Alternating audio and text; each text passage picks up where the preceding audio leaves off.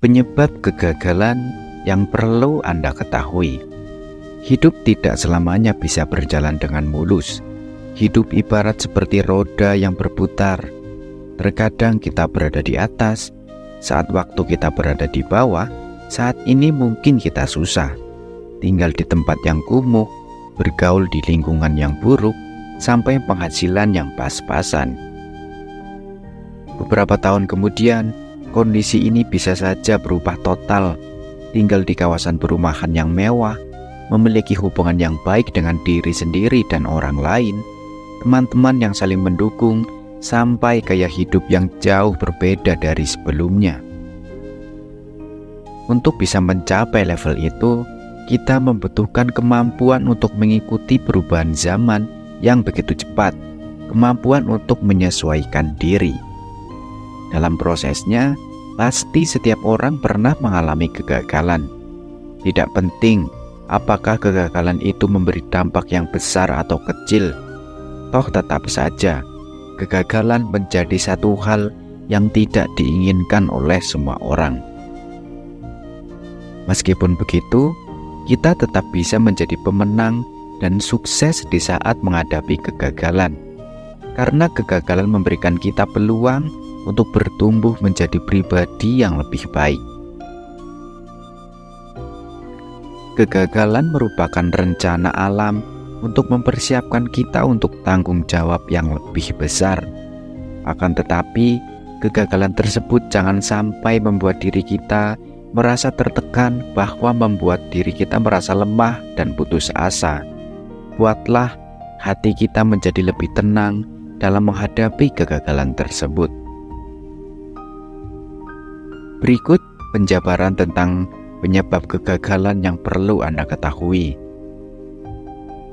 Yang pertama, ketahui orang dan kenali orang yang iri hati. Tidak mudah memang mengikuti atau mengetahui dan mengenali orang yang iri hati terhadap kita. Karena masih banyak sekali orang-orang yang terkesan baik di depan, akan tetapi bertingkah sebaliknya di belakang kita. Termasuk orang-orang yang menurut kita dekat dengan kita. Akan tetapi, bukan maksudnya kita harus menjudge setiap orang yang dekat dengan kita. Maksudnya adalah kita lebih membatasi diri kita untuk tidak terlalu langsung percaya dengan setiap perkataan orang lain. Kita harus bisa menyeimbangkan diri kita dalam mengenali setiap orang, karena kita memiliki hak untuk itu.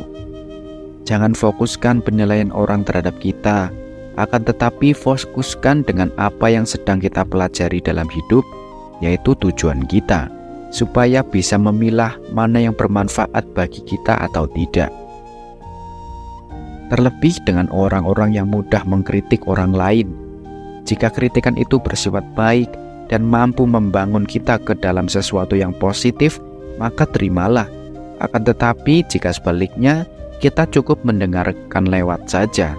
Jangan sampai membuat kita mendebatkan sesuatu yang membuat suasana tidak baik, akan tetapi lebih ke dalam diri kita untuk membatasi diri kita. Biarkan saja orang lain menilai sesuatu yang menurut pikiran mereka, karena kita juga berhak untuk menerima apapun menolak. Di balik kritikan itu, karena rasa iri atau hanya memandang sebelah sudut pandang dari diri saja, kita jangan sampai terpancing untuk mengundang sebuah ungkapan-ungkapan yang membenarkan maupun menyalahkan. Yang kedua, berani menolak permintaan orang lain. Pilihlah ajakan orang lain jika itu memang mengajak kita ke dalam sebuah pertemuan yang membangun. Akan tetapi, juga berhak untuk menolak ajakan orang lain jika hanya untuk mendiskusikan sesuatu yang negatif. Pilihlah benar-benar sesuatu yang memang hal itu berdampak positif maupun negatif bagi diri kita. Karena dalam hidup ketika kita sendiri tidak bisa memilih mana yang baik maupun yang buruk bagi kita, kita juga tidak akan mempunyai prinsip dalam hidup. Untuk itu, jangan pernah memikirkan apa yang orang lain inginkan dari kita. Entah itu sesuatu informasi atau ingin mengenali kita dengan cara mereka, Alangkah baiknya jika memang kita pun harus bisa memilih seseorang yang sesuai juga. Kita berikan yang sekiranya memang bisa kita tambahi dan tidak kurangi. Maka dari itu jadilah diri sendiri. Kita tidak akan bisa menyamakan diri kita seperti orang lain. Standar hidup dan cara kita untuk menikmati hidup juga berbeda. Maka ketika kita menginginkan diri kita seperti orang lain, itu tidak akan bisa, dan hanya akan seperti menuntut diri kita agar seperti orang lain. Itu juga akan berakibat tidak baik bagi psikologis kita, kecuali menjadikan orang lain inspirasi. Terinspirasi orang lain karena kesuksesan, kebaikan, dan cara berpikir. Ambillah sisi-sisi positif dari orang lain tersebut. Ambil ilmu yang sekiranya memang bisa membuat diri kita menjadi semangat dalam menjalani hidup. Akan tetapi jangan paksakan diri kita untuk bisa menjadi seperti orang lain tersebut. Maka kita juga berhak untuk menolak orang lain masuk ke dalam hidup, pikiran, dan cara bersosialisasi dengan orang lain. Istilahnya kita juga hidup perlu membatasi diri. Buktikan saja, kita akan lebih baik kehidupannya untuk ke depan.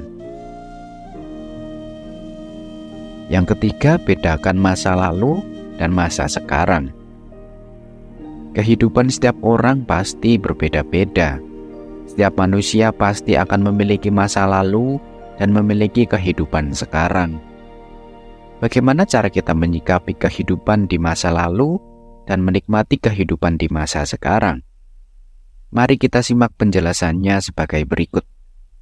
Kehidupan masa lalu tidak selamanya baik dan tidak selamanya buruk. Kita akan bisa memperbaiki kehidupan buruk di masa lalu pada kehidupan sekarang ini. Dengan cara ambil hikmah dari kehidupan masa lalu dan jangan ada yang kita sesali saat ini. Karena meskipun masa lalu kita buruk, saatnya sekarang kita memperbaikinya. Bukan untuk direnungi secara terus-menerus, akan tetapi kita harus terus menjalani kehidupan ini dengan baik. Karena prinsip kehidupan kita adalah kita bisa bahagia, mungkin dahulu kita bahagia melakukan sebuah kesalahan. Akan tetapi kalian bisa buktikan kebahagiaannya pun tidak akan bertahan lama. Meskipun sebuah kehidupan bahagia juga tidak akan bertahan lama. Hal itu dikarenakan kehidupan ini tidak ada yang kekal. Kekekalan hidup yang abadi adalah rasa syukur terhadap kehidupan itu sendiri, baik kita dalam keadaan buruk maupun baik. Karena ketika kita berada dalam masalah, sering dari kita menyesal, galau, dan mungkin mengacaukan suasana hati. Untuk itu, kembalilah kepada rasa syukur dalam hidup Anda sehari-hari. Sering di antara kita melupakan rasa syukur yang padahal mampu kita lakukan dengan sederhana. Misalkan saja ketika bangun pagi, bersyukurlah kita masih diberikan istirahat yang cukup dengan membuat tubuh kita bersiap untuk menikmati hidup kita selanjutnya. Lupakan semua kegelisahan yang mengganggu. Biasakan cukup selesaikan masa lalu dengan rasa terima kasih, entah baik maupun buruk. Biasakanlah menikmati hidup dengan cara sesederhana itu, karena itu akan membuat kehidupan Anda semakin baik, meninggalkan masa lalu yang buruk, dan bersiap untuk masa sekarang yang jauh lebih baik. Tidak akan yang mampu mengubah masa lalu yang telah berlalu, akan tetapi kita bisa mengubah kehidupan di masa yang akan datang dengan melakukan hal-hal yang baik di masa sekarang. Untuk itu, jangan buang waktu Anda sekarang untuk menyesali masa lalu. Fokuskan saja dengan kehidupan Anda saat ini dan masa depan. Yang pertama bisa dibilang fokuslah pada tujuan. Memfokuskan tujuan kita dalam hidup pasti akan melalui sebuah proses kehidupan yang tidak mudah. Apalagi untuk mendapatkan sebuah hasil, yaitu sebuah kesuksesan dalam hidup. Memang tidak semudah orang berbicara untuk memfokuskan diri kita untuk mencapai tujuan dalam hidup kita. Kita ambil contoh untuk memfokuskan diri demi mendapatkan sebuah kesuksesan. Misalkan tujuan hidup kita sukses dalam berkarya. Sebuah proses dalam pembentukan sebuah karya pasti akan menemui beberapa hal. Misalkan ketika di tengah jalan kita merasa bosan, lelah maupun ragu, akan tetapi juga harus dikembalikan fokus kita supaya mampu menyelesaikan proses dalam mencapai tujuan kita itu. Selain itu, bisa jadi kita juga akan menemui sebuah perdebatan baik terhadap diri sendiri maupun dari orang lain. Cara untuk mengembalikan tujuan kita adalah dengan cara percayakan diri kita. Jangan mudah terpengaruh dengan pendapat dari orang lain. Ambillah yang sekiranya masuk dalam kategori yang sesuai dengan tujuan karya kita. Karena memang hal yang paling tidak mudah adalah ketika ada sebuah perbedaan pandangan dari sebuah karya. Selanjutnya, karya kita dicela atau terdapat beberapa orang yang tidak menyukai hasil dari karya kita. Itu pasti, karena bagian dari kehidupan itu pasti ada yang suka ataupun yang tidak suka, ada yang memuji dan ada yang mencela. Nah, ketika hal ini datang pada hasil karya Anda, maka anggaplah diri Anda itu sudah menjadi sesuatu yang sudah menjadi perhatian banyak orang. Karena justru dari sebagian orang tersebutlah merupakan orang yang memperhatikan Anda. Tidak perlu pedulikan apa yang mereka ungkapkan. Ambillah sisi baiknya dari sebuah celaan tersebut dan anggaplah sebuah pujian itu merupakan prod yang kalian dapatkan dari hasil karya Anda. Maka jangan biarkan orang lain mengganggu tujuan Anda untuk memiliki karya. Karena tidak semua orang juga bisa menghasilkan karya. Ketika mereka hanya bisa mendengarkan apa yang dikatakan orang lain tanpa harus membuktikan apa yang mereka miliki, yaitu sebuah karya. Dari situlah Anda sudah menjadi seseorang yang berhasil dalam memfokuskan tujuan kesuksesan Anda dalam hidup. Karena bagaimanapun, tujuan kesuksesan Anda tidak akan goyah ketika Anda tetap dalam konsisten Anda dalam mencapai tujuan hidup. Selanjutnya, tinggalkan stres atau tinggalkan apapun yang membuat kita stres. Stres adalah gangguan mental yang dihadapi seseorang adanya tekanan. Tekanan ini muncul dari kegagalan individu dalam memenuhi kebutuhan atau keinginannya. Stres itu tidak selalu buruk, walaupun biasanya dibahas dalam konteks negatif, karena stres memiliki nilai positif ketika menjadi peluang saat menawarkan potensi hasil. Sebagai contoh, banyak profesional memandang tekanan berupa beban kerja yang berat dan tenggat waktu yang mepet sebagai tantangan positif yang menaikkan mutu pekerjaan mereka dan kepuasan yang mereka dapatkan dari pekerjaan mereka. Stres bisa positif dan bisa negatif. Para peneliti berpendapat bahwa stres tantangan atau stres yang menyertai tantangan di lingkungan kerja beroperasi sangat berbeda dari stres hambatan atau stres yang menghalangi dalam mencapai tujuan.